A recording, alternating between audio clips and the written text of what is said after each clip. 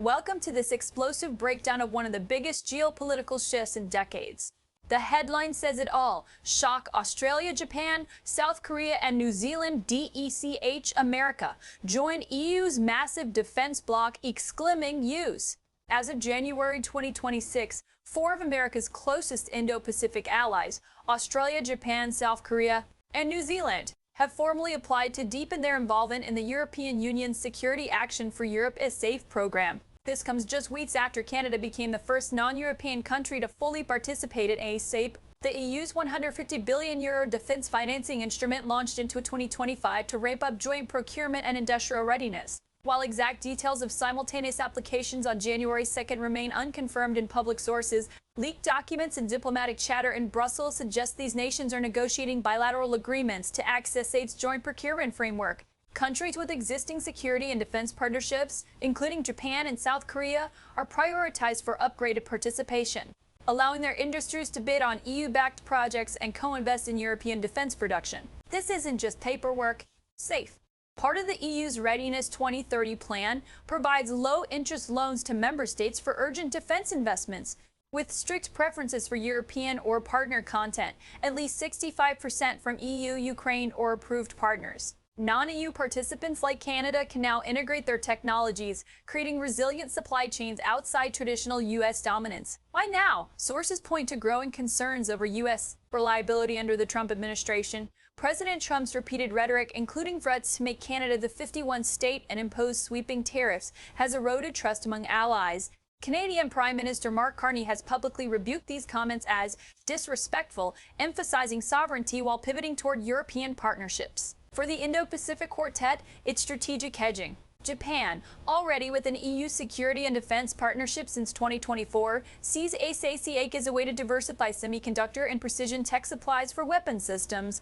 South Korea, a global leader in artillery and electronics, could address Europe's ammunition shortages through joint facilities. Australia and New Zealand, key Five Eyes members, bring rare earths, naval expertise, and intelligence bridges.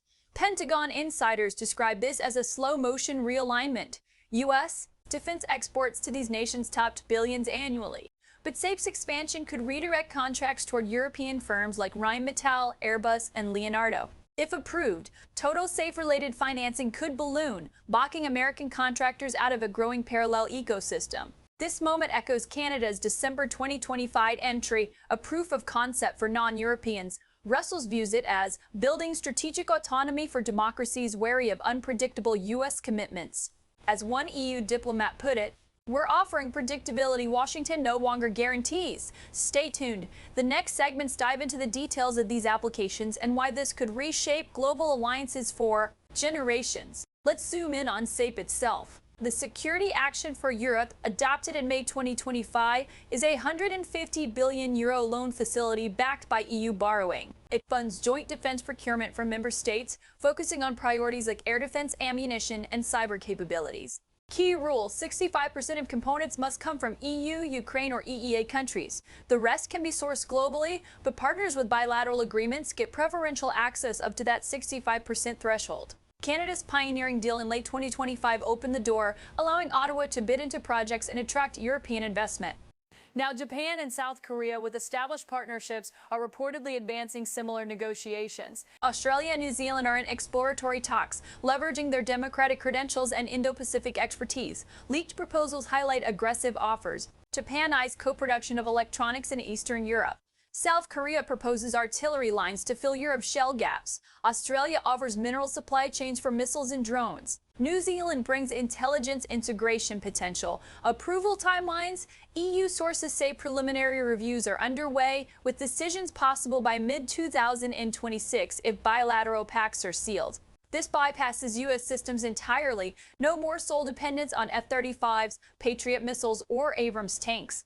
Allies gain leverage when Washington threatens tariffs or questions commitments. They can point to European alternatives. Context: Trump's policies, tariffs on allies, NATO skepticism, and direct threats against Canada accelerated this. Carney's government explicitly diversified procurement post-election, citing U.S. traps, unreliability. The numbers sting for America. U.S. arms sales to these five countries, including Canada, hit $48 billion in recent years. A 30% shift to European sources could cost U.S. theirs. firms hundreds of billions long term. SAFE isn't anti-American, it's pro-predictability. As European leaders privately note, it's insurance against transatlantic volatility. Digging into the applications, each country brings unique value. Australia, committed to multi-billion investments in European manufacturing, leveraging rare earths for advanced materials and missiles and naval tech. Japan, proposing dedicated centers in Poland, Romania, and Finland for semiconductors and autonomous systems, a $50+ billion commitment over a decade. South Korea, the boldest, plans for Eastern European artillery complexes producing hundreds of thousands of shells annually, tackling Europe's critical shortage. $18 billion price tag with output split for EU priority. New Zealand, smaller scale, but strategic, extending Five Eyes intelligence protocols to EU partners, bridging networks without full US CAM. Involvement. These aren't charity, they're mutual. Technology transfer, joint stakes, and guaranteed markets. Legally enabled by SAFE's provisions for partners meeting democratic and procurement standards. Canada's success proved the model. For Europe, massive industrial boost, closing gaps exposed by Ukraine war. For applicants, diversified security, reduced U.S. leverage. This exposes the fragility of post-WW1 U.S. dominance. Allies once dependent on American protection. Nuclear umbrellas troops basing now seek alternatives. NATO, AUKUS bilateral treaties built on U.S. centrality. But Trump's unpredictability, tariffs as weapons, alliance questioning, pushed hedging, polls show allied trust in U.S. commitments plummeting. Europe's response, SAFE as foundation for post-Atlantic autonomy among democracies. Implications, allies negotiate from strength. Japan resists U.S. base demands. South Korea balances peninsula risks without full reliance. For U.S. industry, revenue heads to Lockheed, Raytheon, Boeing. Pentagon warnings ignored. Now reality. Timeline. Negotiations advancing. Approvals possible. Spring 2026. First contracts mid-year.